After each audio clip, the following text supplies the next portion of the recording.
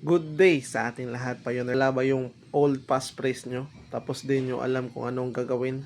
Panoorin nyo tong video para malaman nyo kung ano yung dapat nyong gawin.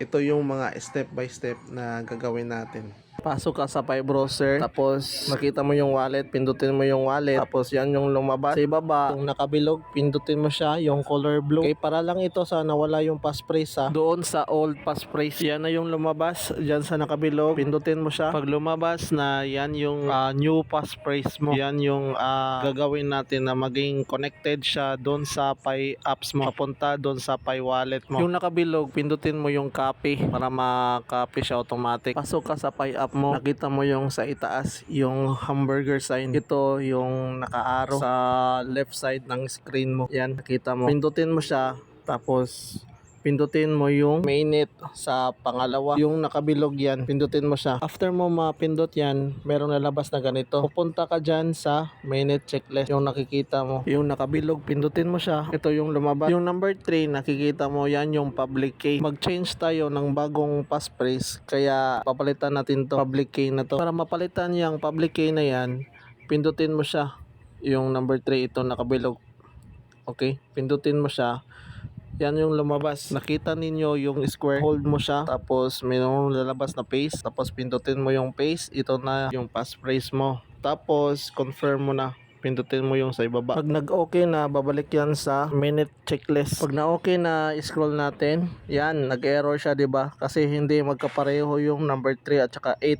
Kailangan natin siyang palitan. Yung minute checklist number 8, yung nakabilog. Kailangan natin siyang pindutin yung number 8 para mapalitan natin yung passphrase niya. Tapos dito sa number 9, hindi na yan kailangan palitan kasi old passphrase na yan eh.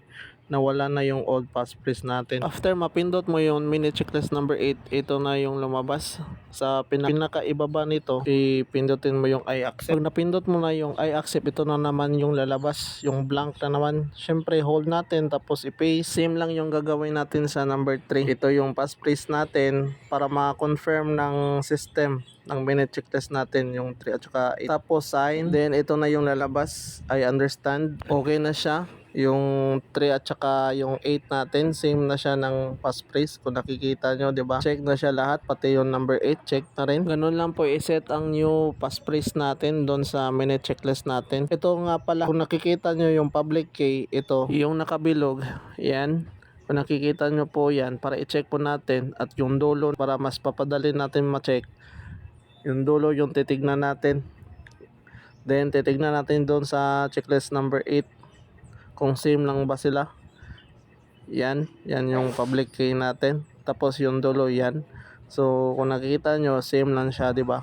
Doon sa number 3 at saka sa 8. Meaning na connect na po siya. Para mas malaman nyo kung connect ba yung Pi app nyo doon sa Pi wallet nyo, check nyo yung Pi app nyo, open nyo, tapos pindutin nyo public key kung same lang ba siya. I-compare nyo sa number 8 at saka sa number 3 sa minute checklist kung same lang ba sila na public key. So yun lang guys. Then please like and share para ganahan naman tayo mag-upload ng mga bagong video. See you on the next video.